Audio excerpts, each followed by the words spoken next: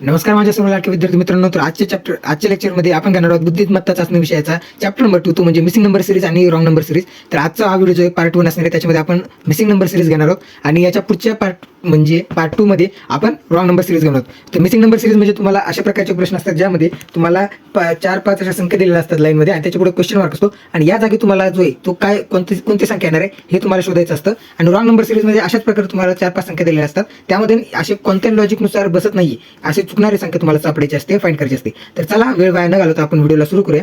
तर सगळ्यात पहिला प्रश्न आपल्या समोर आहे तो म्हणजे क्वेश्चन नंबर 1. आता हा आपल्याला प्रश्न दिला आहे, त्यामध्ये काय दिलेलं आहे बघा, 5 आहे, 14 आहे, 24 आहे आणि 89 आणि 115 आणि क्वेश्चन मार्क समोर जी संख्या काय येणार आहे आपल्याला ती शोधायची, फाइंड करायची.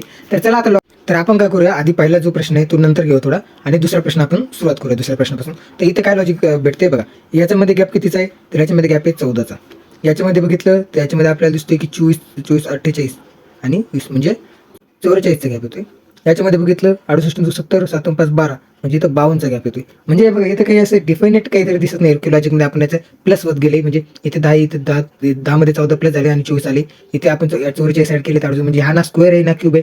तर इथं आपण काय करायचं माहिती आहे, 10 संख्या कशी आली ते बघा, 10 आहे, 24 आहे आणि आपल्याला दिले 68 आहे आणि 120 आहे आणि आपल्याला ही पुढे कोणती संख्या नाही सापडायची. हे बघा 10 कसं आलं याचं लॉजिक बघितलं तर 2चा क्यूब प्लस 2 असं ऍड केलं बघा, 2चा क्यूब किती होतोय 8 प्लस 2 जर का बघितलं तर याचं उत्तर येते 10.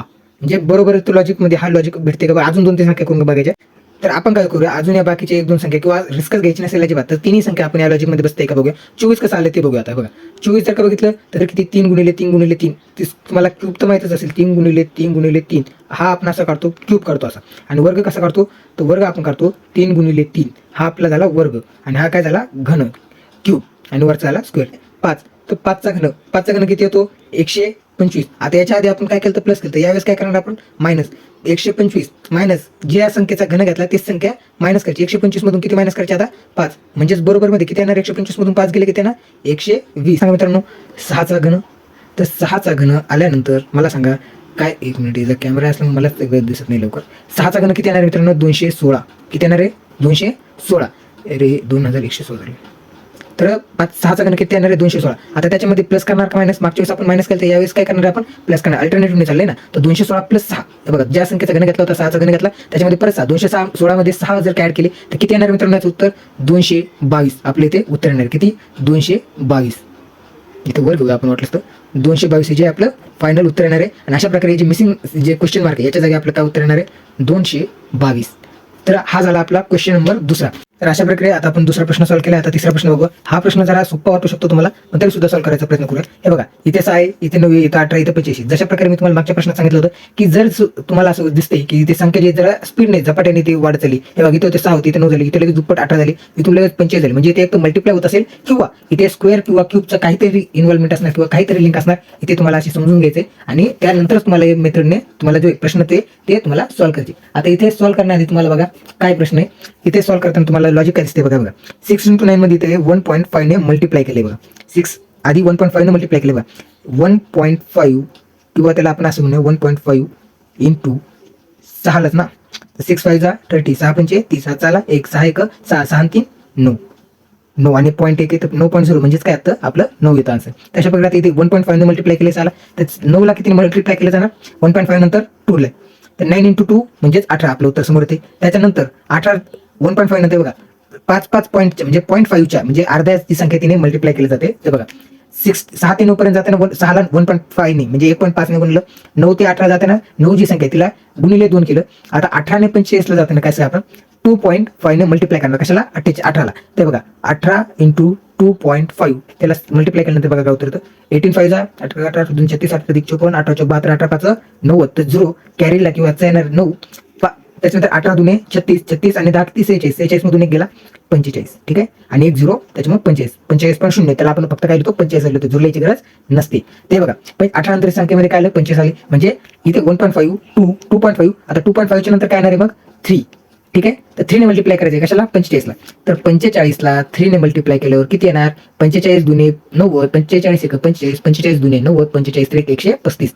तर किंवा आपण सोप्या पद्धतीने म्हटलं तर असं गुणाकार करू शकतो, कारण तुम्हाला वेळ बऱ्यापैकी असतो. असं तुम्हाला एमपीएससी यूपीएससी सारखे कमी वेळेमध्ये तुम्हाला आन्सर द्यायचे नसतात बँकिंग सारखे, त्याच्यामुळे तुम्ही तुमच्या वेळेनुसार घेऊ शकता. पण आपण एक चांगली जी मेथड आहे किंवा शॉर्ट ट्रिक्सनुसार आपण जर का सॉल्व्ह करायचं म्हटलं तर अशा प्रकारे तुम्ही सोप्या मेथडने तुम्ही सॉल्व्ह करू शकता. 3 5 15, हातचा आला 1, 3 चौक 12, 12 आणि 1 13. हे बघा उत्तर आपलं ते आलं 135 आले. तर या क्वेश्चन मार्कच्या जागी आपल्याला त्यांना काय सांगायचंय की बाबा इथे येणार 135. काय येणार मित्रांनो इथे 135. आणि अशा प्रकारे आपला तिसरा प्रश्न जो आहे तो सॉल्व्ह झालेला आहे. कसा सॉल्व्ह झाला तुम्हाला नक्की कळलंच असेल. अजून एक प्रश्न घेऊया आणि आपण व्हिडिओला इथे थांबूया आणि मग अजून काही प्रश्न पुढच्या व्हिडिओमध्ये नक्की घेऊया. आता बघा इथे काय लॉजिक दिले, इथे 1 दिले, इथे 3 दिले, इथे 4 दिले, इथे 8 दिले, इथे 15 दिले, इथे 27 दिले आणि क्वेश्चन मार्कचा आपल्याला हा प्रश्न तुम्हाला मी सांगतो व्हेरी इम्पॉर्टंट आहे. याला मार्क करून ठेवा तुम्ही IMP मध्ये. कारण हे जे लॉजिक आहे मी इथे ढग बनवून ठेवतो म्हणजे तुम्हाला हायलाइट करता येईल, सोपं जाईल की बाबा ओंकार सरांनी सांगितले आपल्याला की IMP क्वेश्चन आहे. या प्रकारे तुम्हाला प्रश्न आला, तुम्ही इथे क्यूब लावा, स्क्वेअर लावा, किंवा 3ची गुणाकार करत बसला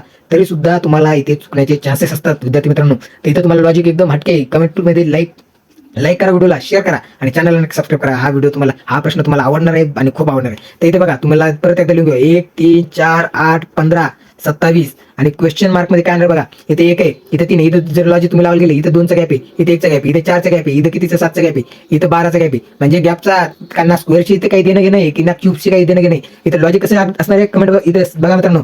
ती संख्येची पेअर घेतली बघा 1 आणि 3 4, 4 आणि 4 8. हे 3 मिळून या 3 संख्या मिळून या चौथ्या संख्येचे उत्तर आले. परत त्याच्या पुढे बघा 3 4 आणि 8 पहिली संख्या सोडून द्यायची, पुढच्या 3 संख्या घ्यायची 3 आणि 4 7, 7 आणि 8 7 7 14 आणि 1 15. म्हणजे हे बघा याचं उत्तर आले. परत 4 8 आणि 15 या 3 संख्या घ्यायच्या, 3 संख्या पुढे घ्यायचं 8 आणि 4 12, 12 आणि 5 17, 17 आणि 10 27.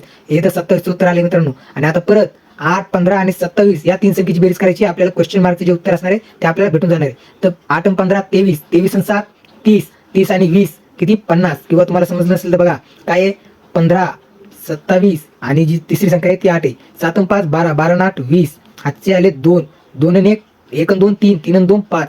तर इथं आले 5. अशा प्रकारे 50. तर आता आपल्याला काय करायचं 50 करायचे. किती येणार आहे आपलं उत्तर 50. आपलं जे आहे ते फायनल उत्तर येणार आहे मित्रांनो. कारण जे नवीन प्रश्न असतात ना तुम्हाला स्कॉलरशिपमध्ये कन्फ्यूज करण्यासाठी तुम्ही ते लॉजिक लावताल. इथे +2 झालंय, इथे +1 झालं, इथे 4 झालं, इथे 8 ने झाले, दुप्पट होतंय का, स्क्वेअर लावताल, क्यूब लावताल. पण असं तुमची एक्झाम मध्ये तुमच्यासोबत असं खेळणार आहे मित्रांनो. तिथं स्कॉलरशिपचे पेपर आहेत ते तुमची बुद्धिमत्ता चेक करायची की बाकीच्या विद्यार्थ्यांपेक्षा तुमच्यामध्ये काय स्पेशल आहे, तुम्ही कोणत्या बुद्धीने कोणत्या लेवलची तुमची बुद्धिमत्ता आहे, तुमची बुद्धी आहे त्यांना इथून सापडायचं असतं. तर अशा प्रकारे तुम्हाला प्रश्न समजला नसेल तर पुन्हा समजून घ्या. पहिल्या 3 संख्येची बेरीज म्हणजे चौथ्याचं उत्तर. त्याच्यानंतर पहिली संख्या आहे बघा सगळ्यात पहिला आपण या 3 संख्या घेतल्या, त्याच्यानंतर ही पहिली संख्या सोडून दिली, त्याच्या पुढच्या 3 संख्या 3 आधी काय घेतलं 1 3 4, 3 ची बेरीज किती आली 8. त्याच्यानंतर 3 4 8 याची बेरीज केली तर किती आली आपल्याला 15. त्याच्यानंतर 4 8 15 या 3 संख्येची बेरीज केल्यानंतर उत्तर आलं आपलं 27. 15 8 8 5 13, 13 10 23 आणि 4 27, 4 8 12, 12 5 17 10 27 याचं उत्तर आलं. त्याच्यानंतर 8 15 27 याची बेरीज केल्यानंतर आपल्याला याच्या पुढची संख्या उत्तर आलं. आपण काय केलं 8 आणि 15 किती 23, 23 आणि 7 30 आणि 20 50. आपलं फायनल उत्तर आले बघा मित्रांनो आणि मैत्रिणींनो किती 50. अशा प्रकारे तुमचं जे मिसिंग नंबर जो आहे मिसिंग नंबर मध्ये कसं असतं तुम्हाला समजलं असेल आता की आपल्याला असे 4-5 संख्या दिलेल्या असतात आणि त्याच्यानंतर क्वेश्चन मार्क दिला असतो. त्या क्वेश्चन मार्कच्या जागी कोणता प्रश्न तुम्हाला येणार आहे म्हणजे कोणती संख्या येणार आहे ते तुम्हाला सापडायची असते. आणि मिसिंग नंबर सिरीज जे आहे त्याच्यामध्ये कसं असतं असे सेम लॉजिकनुसार ना एक संख्येचा पॅटर्न दिला असतो. त्याच्यामध्ये कुठेतरी एक संख्या जी आहे ती चुकलेली असते किंवा त्या लॉजिकने फॉलो करत नाही लॉजिक आणि त्याद्वारे तिच्यामुळे सगळी सिरीज चुकत असते. त्याच्यामुळे ती संख्या आपल्याला शोधायची असते जिच्यामुळे लॉजिक चुकते आणि ते असतं आपलं रॉंग नंबर सिरीज.